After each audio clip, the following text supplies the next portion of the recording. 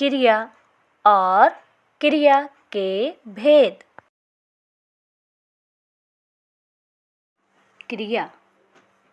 क्रिया को काम वाले शब्द भी कहते हैं, जिन्हें डूइंग वर्ड्स भी कहा जाता है।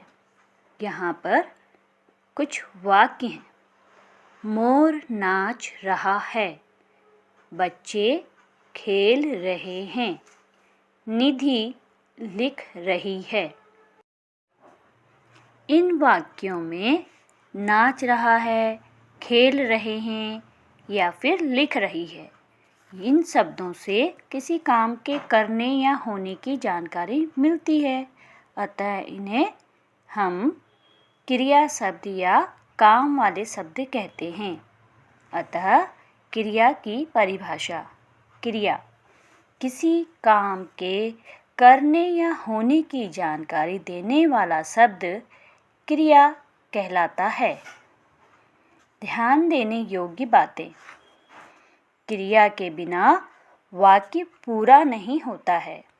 क्रिया हमेशा वाक्य के अंत में ही होती है।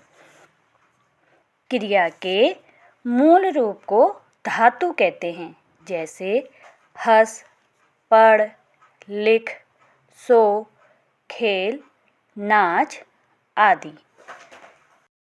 इन धातु शब्दों में ना प्रत्यय जोड़कर क्रिया शब्द बनाए जाते हैं, जैसे हंस। हंस में हंस से हंसना, पढ़ से पढ़ना, लिख से लिखना, सो से सोना, खेल से खेलना। लिंग, कारक तथा वचन में परिवर्तन होने पर क्रिया के रूप में भी परिवर्तन हो जाता है, जैसे क्रिया पर लिंग का प्रभाव। लड़का पढ़ रहा है, लड़की पढ़ रही है। बकरा घास खा रहा है, बकरी घास खा रही है। बच्चों, इन वाक्यों में पढ़ रहा है, खा रहा है क्रिया शब्दों से संज्ञा के पुल्लिंग होने तथा पढ़ रही है, खा रही है क्रिया शब्दों से संज्ञा के स्त्रीलिंग होने का संकेत दे रहा है। क्रिया शब्दों में यह अंतर संज्ञा के लिंग के कारण ही आया है। क्रिया पर वचन का प्रभाव। लड़का पढ़ रहा है, लड़के पढ़ रहे हैं। बकरी घास खा रही है, बकरियां घास खा रही हैं। यहाँ पर पढ़ रहा है, खा रही है शब्दों से एक वचन होने तथा पढ़ रहे हैं, खा रही हैं शब्दों से संज्ञा के बहुवचन होने का संकेत मिल रहा है। क्रिया शब्दों में यह अंतर संज्ञा के वचन के कारण ही आया है। क्रिया के भेद। मुख्य रूप से क्रिया के दो भेद होते हैं। पहला सकर्मक क्रिया, दूसरा अकर्मक क्रिया।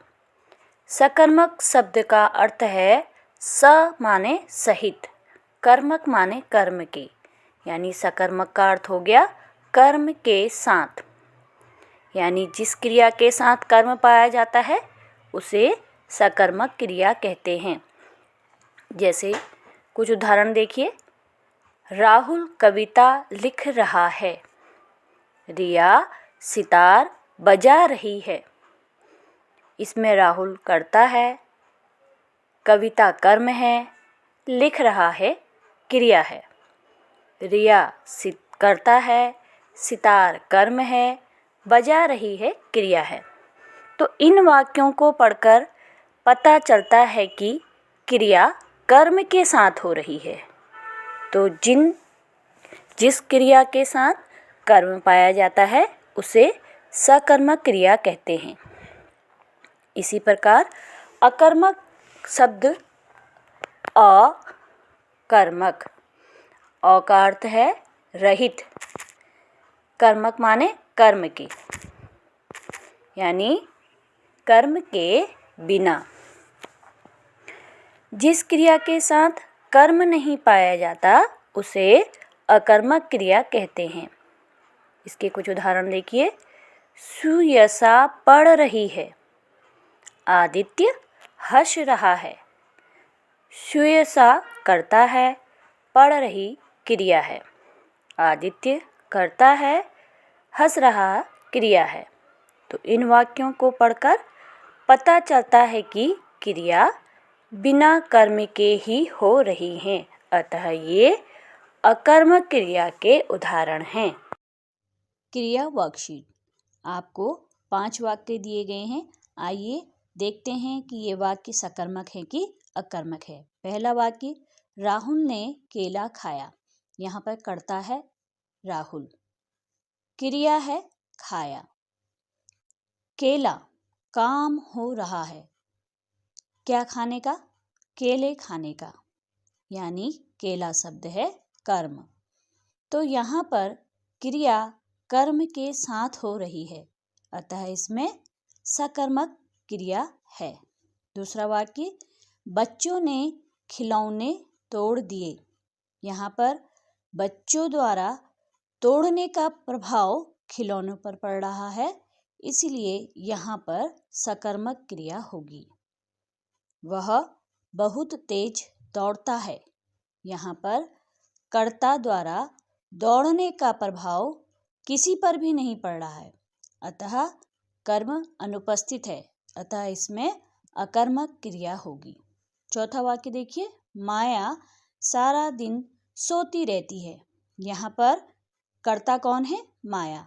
तो माया के द्वारा दिन भर सोने की क्रिया करने का प्रभाव किसी अन्य पर नहीं पड़ रहा है, अतः कर्म की अनुपस्थिति है। तो यह वाक्य कौन सा वाक्य होगा? अकर्मक।